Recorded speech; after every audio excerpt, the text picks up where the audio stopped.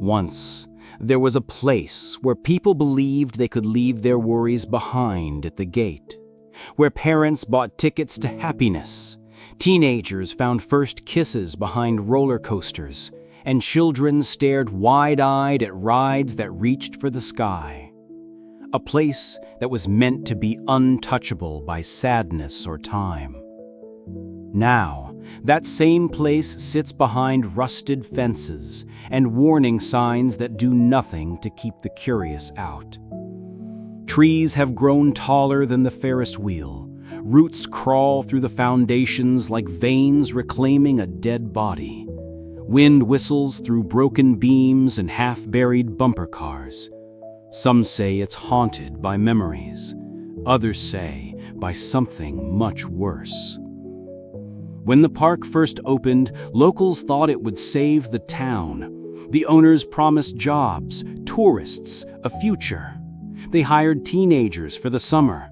Families packed picnic baskets, and the park glowed at night like a tiny city of neon and laughter.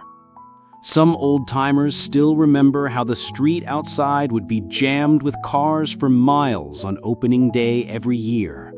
Children would lean out the windows, screaming when they saw the big wheel turning above the treetops. It was never meant to end the way it did. Or maybe it always would. Some legends say this land was cursed before the first ticket booth was built. Long before the first roller coaster bolt was hammered in, the ground beneath was sacred to people who never wanted it disturbed. When surveyors marked the site for rides, they found strange stones, crude headstones scattered under the soil. Workers said it was just folklore, but the stories spread anyway. And when the first ride collapse happened, people whispered the ground was taking back what belonged to it. Those rumors didn't stop anyone. If anything, they made the park more famous. People like to be scared. They like to stand next to danger if they know it won't touch them. For decades, they lined up for the biggest, fastest, scariest rides. Local kids would sneak in after dark, daring each other to ride the carousel backwards or hide in the haunted house when the lights were off. Then came the storm, the one people still argue about. Some blame it on the hurricane that ripped through in late summer, tearing roofs off concession stands, tossing bumper cars like toys, leaving everything underwater for weeks. Others say the storm was just the final straw. The owners were deep in debt by then. Maintenance crews were laid off, safety checks skipped, rumors of accidents buried under hush money. One night, a worker fell from the top of the wooden coaster. The paper said it was an accident. He slipped while fixing a light. His family says he was pushed by something no one could see. When the storm passed, the damage was too much to fix. Insurance payouts vanished into court battles. The owners promised they'd reopen, sent out press releases saying, "Coming back soon," but the gates stayed chained shut. People came to the parking lot for weeks, peering through the fences, hoping for a sign of life. Then they stopped coming, and the park was left to rot. But not everyone stayed away. The first explorers came with cameras, thrill seekers looking for proof of the ghost stories they'd grown up hearing. They filmed rusty rides swaying in the wind, empty ticket booths with broken glass, giant stuffed toys lying in the mud.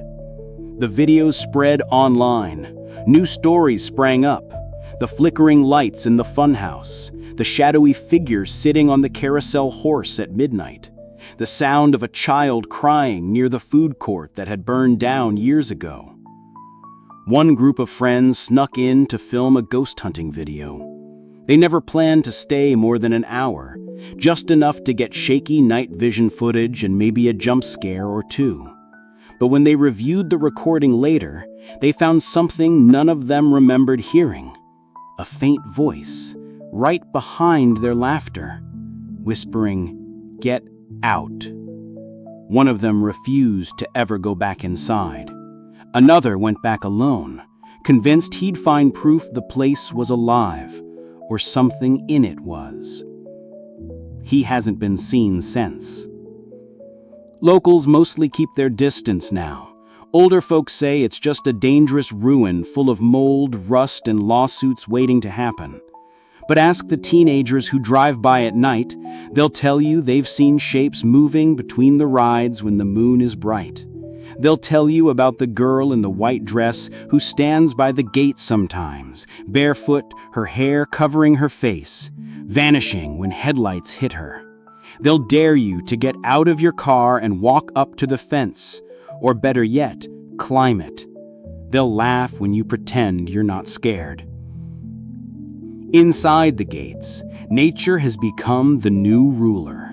Vines hang from the roller coaster tracks like nooses. Weeds push up through the cracks in the midway, swallowing the painted clown faces and broken prize booths. The arcade, once so bright with flashing lights and tinny music, now echoes with drips of water and the skitter of raccoons. Some say they've found old tokens on the floor, left in perfect stacks like an offering. Who stacked them? Nobody knows. One story claims that a caretaker still lives there, an old man who never accepted the park's death. Some say he wanders the grounds at night with a flashlight, chasing away trespassers, whispering to the rides as if they were his children. A blurry figure shows up in more than one YouTube video, a pale shape at the edge of the frame, standing too still to be an animal. He's become part of the legend now, too. For some, the park is just another ruin, a piece of history that should be bulldozed or turned into condos. For others, it's a time capsule of lost innocence, a place that asks a question nobody wants to answer. What happens when the dream ends, but the dream doesn't know it's dead? If you ever stand at the gates on a foggy night, you might understand. The wind catches the old metal signs, making them clang like distant bells. The smell of wet leaves and rust mixes with something sweeter. Stale popcorn, some swear. And if you're brave or foolish enough to push through the broken fence, you'll find yourself walking where thousands once screamed with delight. You'll hear your own footsteps on the cracked pavement. And maybe, if you stop and hold your breath, you'll hear other footsteps too, keeping pace just behind you. They say the carousel still turns sometimes when there's no wind. They say the old wooden coaster creaks like it wants to wake up. They say the funhouse mirrors hold reflections that aren't your own. Those who come here don't always come for ghosts. Some come for the thrill of trespassing. Some come to capture the perfect ruin shot. An abandoned snack stand, a half-collapsed stage where magicians once pulled rabbits out of hats. But they all leave with the same uneasy feeling, that they weren't alone, that the laughter and music never really stopped. They just sunk underground, waiting to be heard by someone willing to listen. What's most chilling isn't what you might see here, it's what you might feel. That tug in your gut that tells you this place remembers you, even if you were never here before. That sense that the stories you heard as a kid, the ones you swore you'd outgrow, were never really stories at all. When the last light goes out and your flashlight flickers in the middle of the funhouse, you might wonder why you came at all, why anyone would come. Maybe it's curiosity. Maybe it's the thrill of fear. Maybe it's because we all secretly want to believe that not everything can be paved over and forgotten. That some places hold on, refusing to let go of the people who built them, the children who laughed here, the secrets buried under the ticket stubs and lost toys. When the town grew up and moved on, the park stayed frozen in its last summer. For some, that's a tragedy. For others, it's a warning. Even the happiest places can rot if we stop believing in them. And once they start rotting, something else might grow in their place. Something that feeds on loneliness and broken promises. Something that waits in the dark of a fun house no one dares to clean. So here's the truth. America's last abandoned theme park isn't just a story about rusted rides and overgrown paths. It's a reminder that even dreams can turn into nightmares if you ignore them long enough.